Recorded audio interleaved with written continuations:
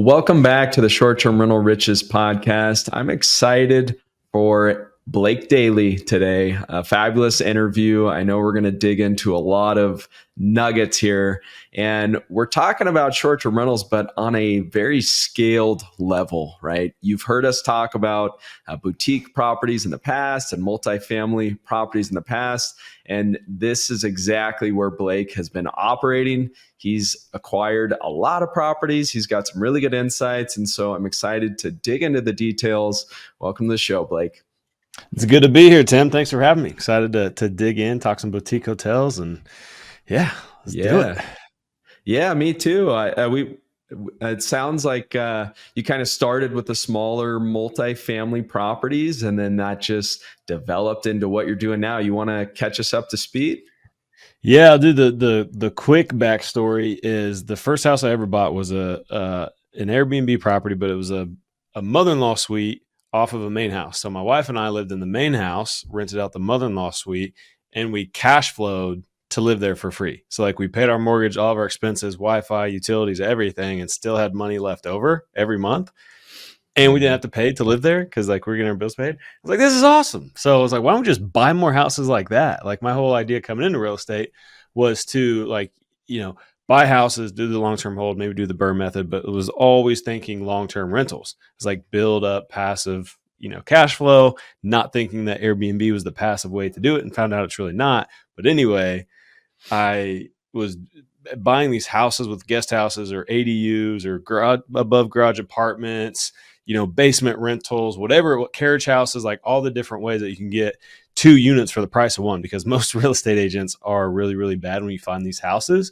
They're listed as a single family house. And like a lot of times the square footage of that guest house or of that extra unit isn't even priced in to the purchase price. So it really is a lot of times like getting 2 units for the price of one. And the cool thing about those ones is, which I'm sure is you can do like a super listing. So you can have one listing for one unit, another listing for the other unit, and a listing for the whole place. So you can do bigger families, bigger groups, and really optimize your revenue and your occupancy that way. And we built up this portfolio. And as that grew, I really started to tap myself out on what I could do, like messaging guests, running around cleaning supplies, doing repairs, managing, contractors and cleaners and all this stuff, all while working a W-2 job while I was active duty in the Air Force. I was like, there's got to be a bigger way. Thank you for your service, by the way. Thank you. I appreciate it. Finally separated earlier this year, and it feels good to have my first 6 months as a free man. Congrats. But as we were doing that, I kind of tapped out and almost like created another job for myself. Then I'm working, twice as much. And we reached our financial goal of like what our financial freedom number would have been, but I still had the Air Force contract. So like I'm stuck anyway. I just got to figure out how to get better and go bigger to get more scale. And that led us into commercial real estate, where we learned how to, syndicate and raise money and underwrite and find deals and structure deals and just do bigger properties and, manage them as well. And then that led into these boutique hotels, which we've been doing for the last couple of years, 6 of them now in California and Lake Tahoe and Panama City Beach in Florida, and now in the Smokies in Tennessee. Yeah, that's awesome, man. I think it's for a lot of people, it is a natural progression. Like as you mentioned, you have a property here, you have a property there. It really just doesn't make sense to like hire your own team, right? Financially, because you're not just quite at that scale yet. And that's one of the beautiful things, but behind larger properties and boutique hotels is that we can set up things a little bit better. Can we just start off though? I know there's like boutique hotels have been trending a lot, just out in the media and everything. And so I imagine they're getting a little harder to find. You've been out acquiring. Do you have some tips for our audience just on how you're finding deals? Yeah, I would say right now it's probably easier to find a boutique hotel deal than like a good STR deal. Like a good normal residential house they're going to do Airbnb on in most markets is just priced out. Like the interest rates, the competition, earnings are down. Like the residential units, like the typical Airbnbs, I still have those. They're not operating as well. Like financially, they have been strained because there's so much more competition. There's regulation in these different markets. Like I think Tim, I want to throw this question back at you of what you think Airbnb is going to look like in another 5 years, like the company Airbnb. I think they're going to lose a lot of Mhm. market share because more people are going to properties like boutique hotels where they don't have to rely on just Airbnb. They're using the other platforms. There's, using direct bookings, which has grown a lot among hosts as well. Like hosts are getting Mhm. smarter. And as a platform, they've Right. never really taken care of the host, which is the supply that they make their fees on with the booking. So I think Airbnb has really felt the pressure, and Airbnb operators because that have felt the pressure because of the shifts. Like people now want to stay in hotels more than Airbnbs. Like you never know what you're going to get. People are hating these cleaning fees. All like you see one price, when you're looking, and then you go to book, and it's a lot more expensive. I think like California has had laws against that now, where they have like the price Mhm. transparency act, and you're seeing that in other locations. But just as a guest, and put yourself in the guest shoes, people don't like that crap. And now it's like the hotels are now more affordable for your couples or your like really small groups. So like now it's like Airbnb is just for 5+ people, and people want to stay more in hotels. So I think what boutique Mhm. hotels have done, and I'll kind of like define what a boutique hotel is. It's small, independent, and unique. So small, typically like 50 units or less. It's an independent. I mean, it's not under the flag of Marriott or Hilton or one of those other hotel flags, Wyndham. And it's unique in its design and its amenities and its location and its experience. So it's got its own vibe and its own appeal. So small, independent, and unique. So what's pushed more people there is that Airbnbs and short-term rentals in general have kind of turn people off a little bit more, but the experience of what that platform has created has very much stuck around. And you're seeing that spread to more of the hotel space now, Mhm. where you have the ease of booking, right? You have the automated check-in, you have the flexibility in how you can book it, you have the amenities and the design and the style and the experience that you want to have, or like that the new traveler wants to have when they go stay somewhere, when they want to take a vacation. But you also get the consistency and the standards of a hotel because it's a more professional property. It's ran by a business owner, not a host that's doing it as a side hustle. So you get so Mhm. many, really get the benefits of both. And that's grown so much. And now, like in the commercial real estate space, you have a bunch of baby boomer small business owners. A lot of them own the hotels, so they're trading their properties, they're retiring, kids don't want them, they're beat up, they're run down, whatever, they're outdated. And so that provides really good buying opportunities. And 3 Mhm. out of my 6 have been seller financed. So I think it's a great opportunity for a flood of deals and potentially really good financing. And you're going to have more margin. So I think for all those things, you're going to have more opportunity with buying hotels, especially over the next couple of years. And now where you can specifically go find them, um, just weave it all back to the main question of how Yeah, do you yeah. actually find boutique hotels, is I think the first place to start looking is just on the online listing platforms. Like go to Crexy, go to LoopNet. There's a couple small niche sites like hotelsforsale.com or inshopper.com. And you can look up some other things around that. But those sites, especially Crexy and LoopNet, are the first ones to get on because that's where commercial real estate brokers are going to list the properties that they have for sale. And you hear all the time that like LoopNet is the place that deals go to die. I think that's absolutely not true because I've gotten really good Mhm. boutique hotel deals on LoopNet. It's just a matter of you're not really going there to find deals. You're going in there to make good deals. Like where can you find places to add value? You're going to add renovations. Can you add units? Can you add other income streams? Can you cut the expenses because now hotels are valued on their income? So if you can either raise Mhm. the income or lower the expenses, your NOI increases and then your value increases. So that's a value add play option. So you got to creatively look at the deals that you're trying to find and not just like with the residential Airbnb, plug it into a calculator and say, all right, doesn't cross 15% cash on cash, next deal. Like you have so much more leverage on the boutique space, which is why I think you have more chance at getting deals. Yeah. A lot of good stuff there, Blake. I think one of the good points you made is about Airbnb and market share. And yeah, I would agree. You know, people are getting savvy, right? Especially in the Mhm. boutique hotel space. It's always been much more, you know, a standard to have a direct booking site. I think Mhm. a lot of the older boutique properties, as you mentioned, are older and they haven't been renovated. And so someone that's comparing an Airbnb versus a boutique property in the past was looking at, okay, this looks like a great experience, and versus the boutique that, like, you know, this looks like a rundown motel room. But that's Yeah. not the case with a lot of ones that you've renovated, or with all the ones that you've renovated, and a lot of other ones we're seeing coming on the market.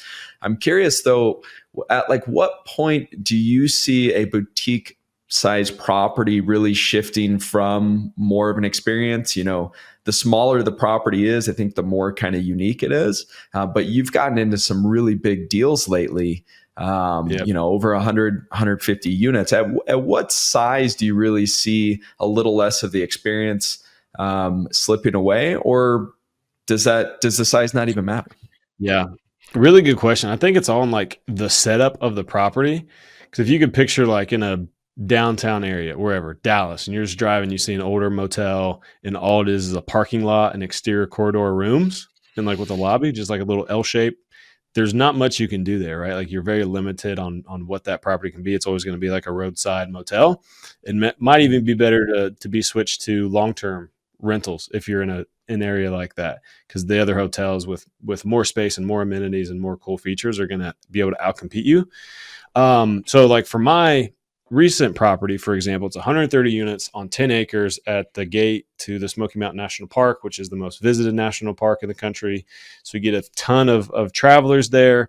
There's space to spread out. And what they didn't have before was really any gathering space or way to utilize those 10 acres.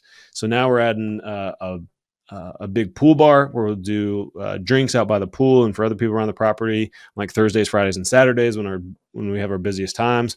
We're adding a big pavilion, big covered pavilion with an outdoor kitchen and seating areas and hammocks and a big fire pit, like a wraparound fire pit that overlooks the mountains. We're also adding things like pickleball and putt-putt, an outdoor movie theater screen, a fitness center, a big lounge and game room, and then we have a wedding and event venue as well, plus just a bunch of green space and walking paths all throughout the property. So in that, there's a lot of places to, to gather, to create the memories, right? There's a lot of Instagrammable shots there that still make it very experience heavy, and that's what we will use as all these amenities are completed through the construction, is to attract people in and create that experience on like what they see online. And then on the smaller properties, like the 5 hotels we've done before this, we're all 20 units or under, 8 to 20 units. So in that range. And I'd say like my 8 unit has very little space. It's like street parking. The units themselves are really nice, but there's not that much outdoor space. I'd almost call like the 130 unit on 10 acres much more boutique than that 8 unit.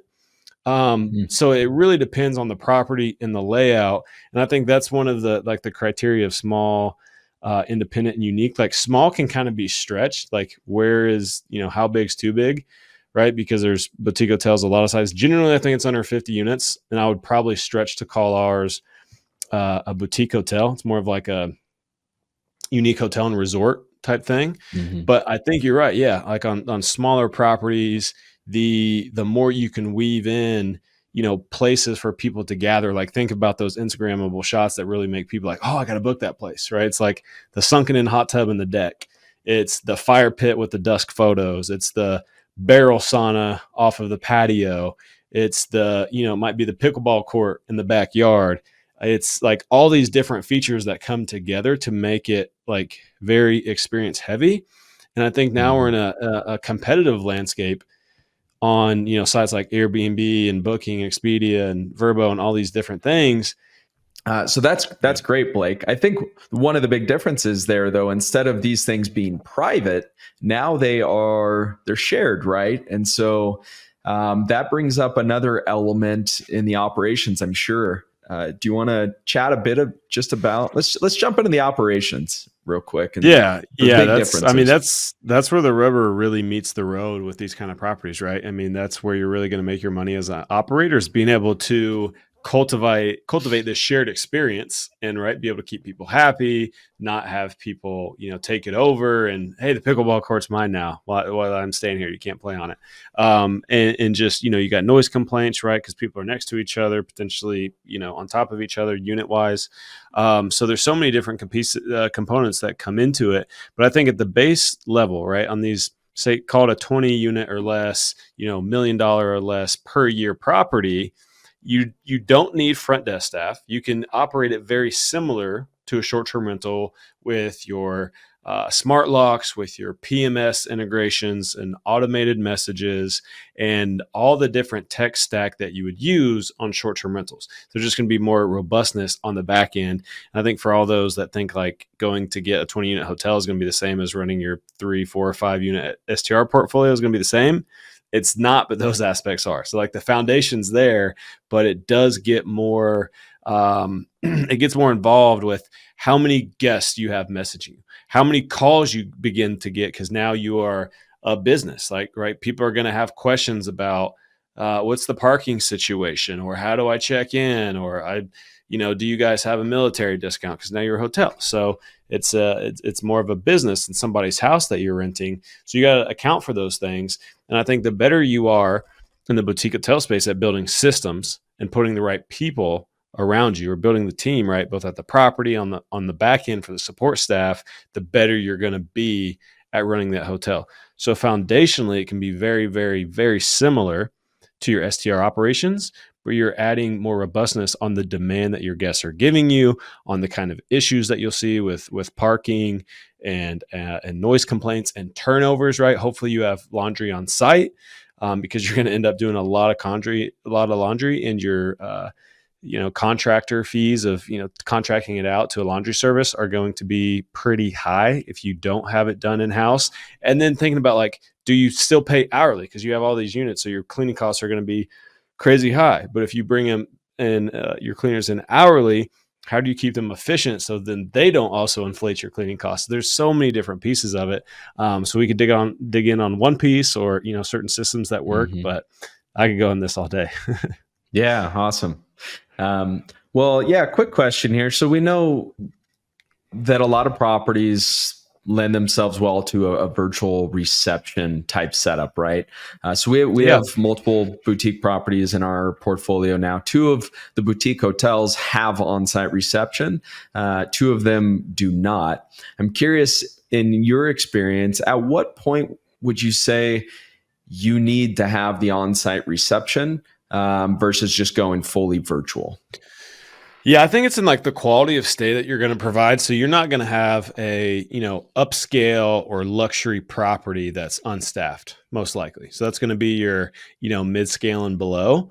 Kind of call it your 60 percentile and below, probably, and equating it to somebody who doesn't know, like, the economy, mid-scale, upscale, luxury kind of scale in the hotel space. But Mhm. I think the nicer that you want to be, even if you have a small 8 to 10, 12 unit property, if you're going to try to be really upscale or like actually luxury, it's going to be the touch points of hospitality that make you luxury and upscale property. So you need to have somebody there, serving drinks or checking and welcoming people in, kind of like being a concierge for the people that are staying on site, and kind of making the whole stay process very, very smooth for them if they need anything. Now, on the other side of that, if you're going to be in that same unit range, 8, 10, 12 listings or units, and you have the automated check-in, you're somewhere mid-scale or below, meaning you can be nice, but you're just not providing that extra touch, right? You're not really bringing the hospitality piece of really what makes it a hotel. So that's kind of where you're that hybrid.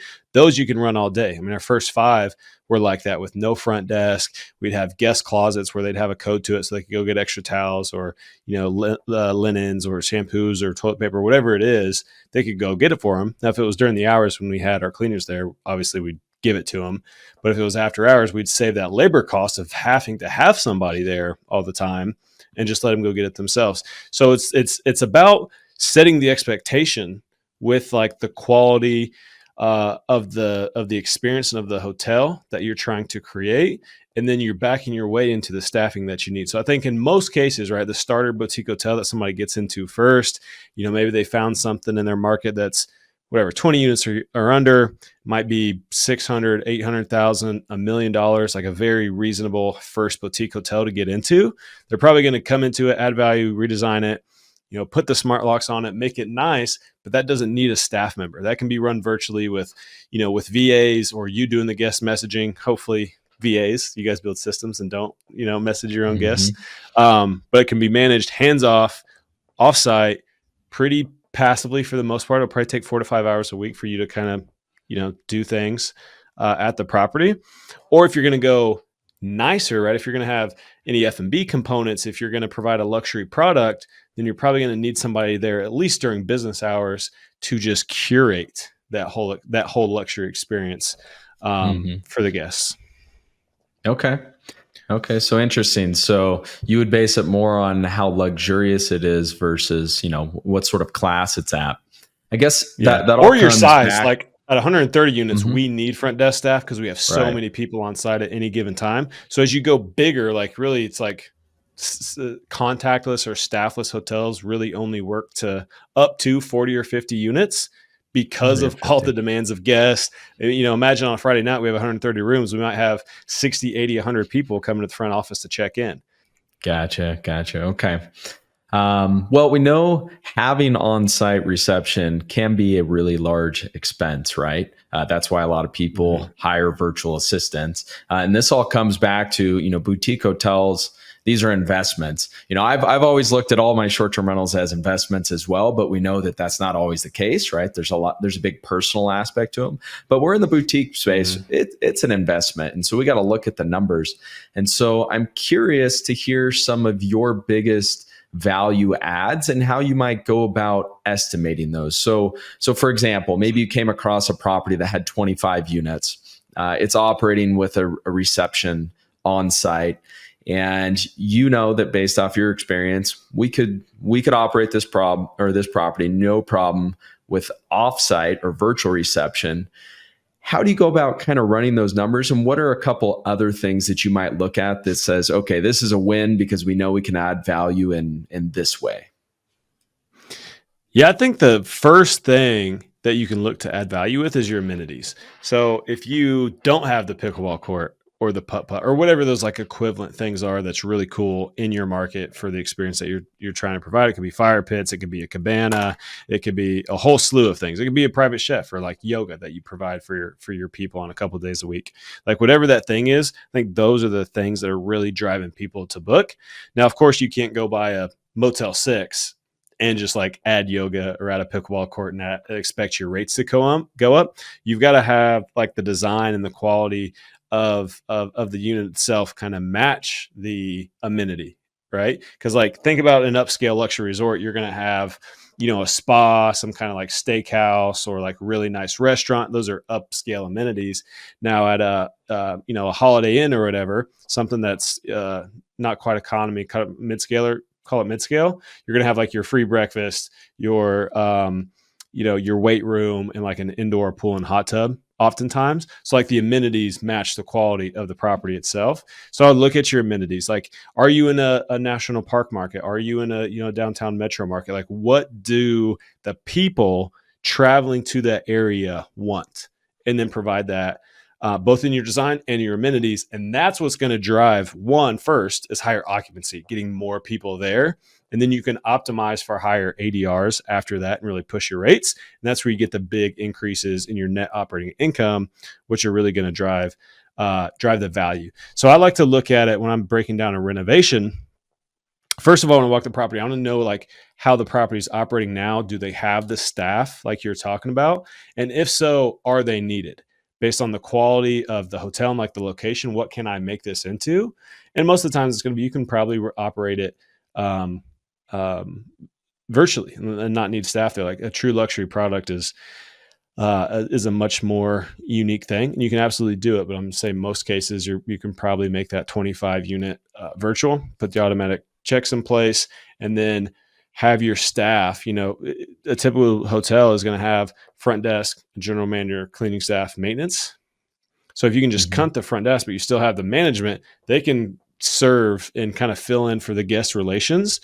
But then on the back end, you supplement with like your e-concierge. This is what we call them in our business. These are our VAs that do all of our guest messaging and our admin, our resolutions, answer the phones, all that stuff. And they escalate it if needed. So they're kind of fulfilling our virtual front desk staff at like, a third or fourth of the cost, but it's still a really good, pay rate for them over there. And then we'll have our Mhm. one manager that does all the on-site stuff. And then we'll typically for a 25 unit would contract out maintenance and would still probably do hourly for our housekeeping, because that allows us to like one, have them as employees direct their work and control the costs. I'll do Mhm. incentive and performance basis to that housekeeping team too, because they really are like the heart and soul of the hotel. If you can't turn rooms, then you can't run your hotel. Right. So we'll look at what is going wrong in the current operation. How do we need to fix those things? What's it going to cost in terms of cost and people? Right? If they have a bunch of deferred maintenance and nobody on site, then we've got to hire somebody there and fix all the deferred maintenance plus do our upgrades. So we look at those things, and then I think like I like to break it down to like a blanket cost of doing multiple of these hotel projects now, knowing that a light renovation can be anywhere from whatever 5 to 10,000 per unit in repairs and furnishings, and a medium tier renovation, think, all right, we got to redo some plumbing, we're going to change out the vanities, we're going to redo some flooring, we're going to redo all the fixtures, we might recoat the parking lot. Like that medium tier renovation, we're going to paint the outside, things like that. Mhm. That might be anywhere from the $10,000 to $25,000 per unit, 10 to 20 maybe, call it. And then if you're going to do a Mhm. full gut rehab, or if you're going to add some really big, awesome amenities, that's where you're going to see like 20, 25,000 plus, maybe up to 50,000 or more, depending on the size. But I would say like 25,000 plus per unit. And then that gives us our basis of like, all right, like you said, it's an investment. So if we're going to put $1 million into this all in with the purchase and that amount of repairs, and we expect to cash flow, 200K, then we got a 20% return. Is that what we're looking for? Then you got to look at your IRR, Mhm. right? Because if you're going to Mhm. hold on to it for the long term and the refinance, get the money out to go do the next deal. So that's typically how we do it on a broad strokes basis. Okay. Okay. I'm curious, guys. We're already kind of coming to the end here, and I've got quite a few other questions that I wanted to ask. Maybe we'll have to do a follow up on this one.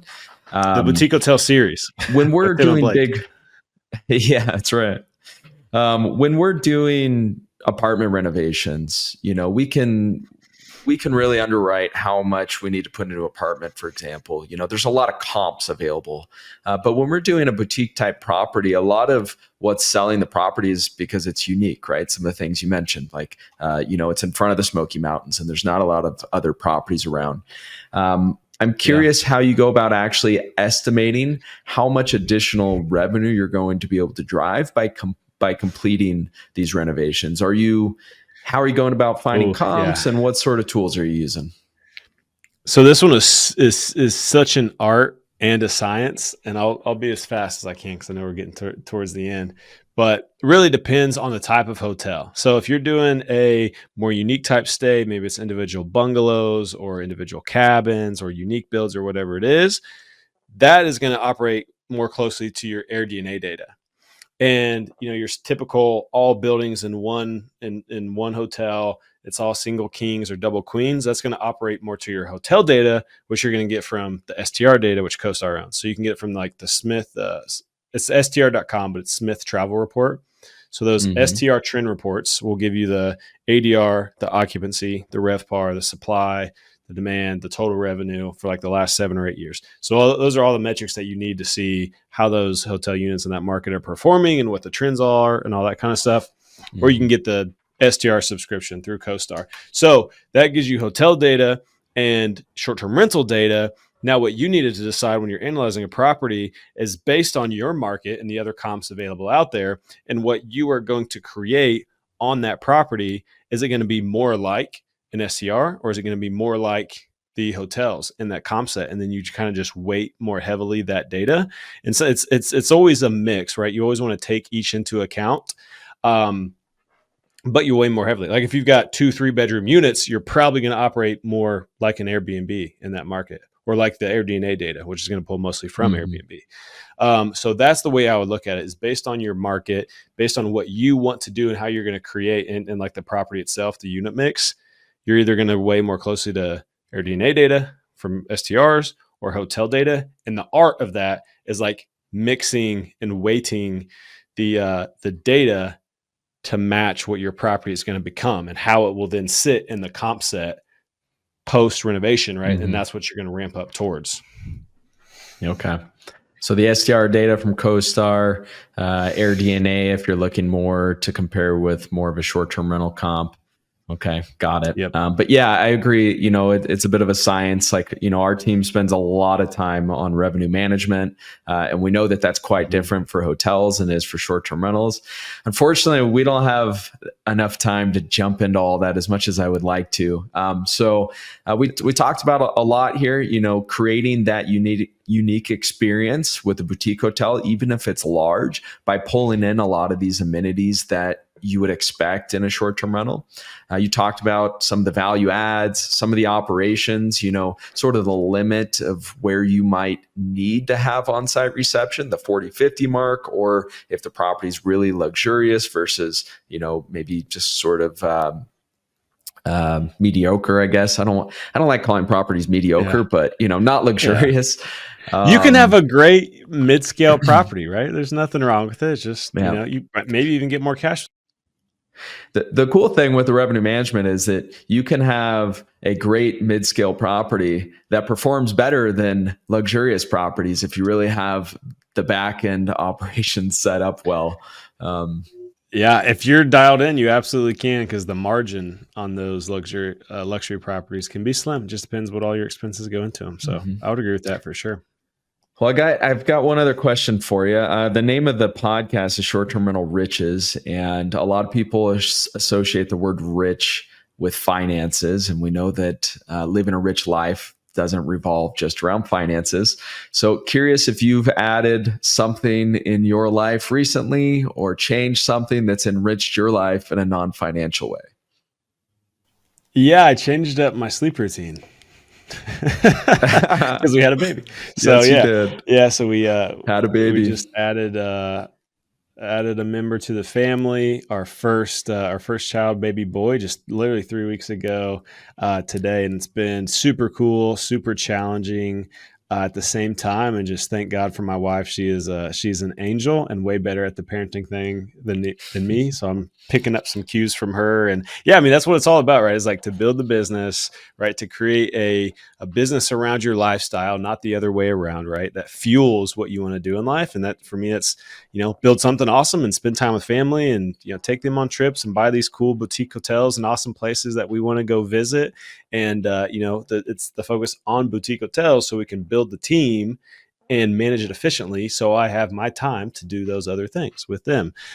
So yeah, man, it's been pretty cool. That's awesome. Congrats. Very exciting. Thanks. Well, awesome. Well, that was jam-packed. Blake, where can people find you? I know you got a YouTube channel. What's the easiest way to get in touch with you? Yeah, the best way to reach out probably just be Instagram. You guys can shoot me a DM on there, Blake J. Dailey. Typically answer all the DMs, so feel free to shoot me a message if you guys want to talk anything boutique hotels or have a question. And if you guys want to learn a little bit more tangibly about the boutique hotels, I put a lot of free stuff on my YouTube. It's just at Blake Dailey on there, so check that out. And if I can be a resource, let me know. Awesome. Well, thanks, Blake.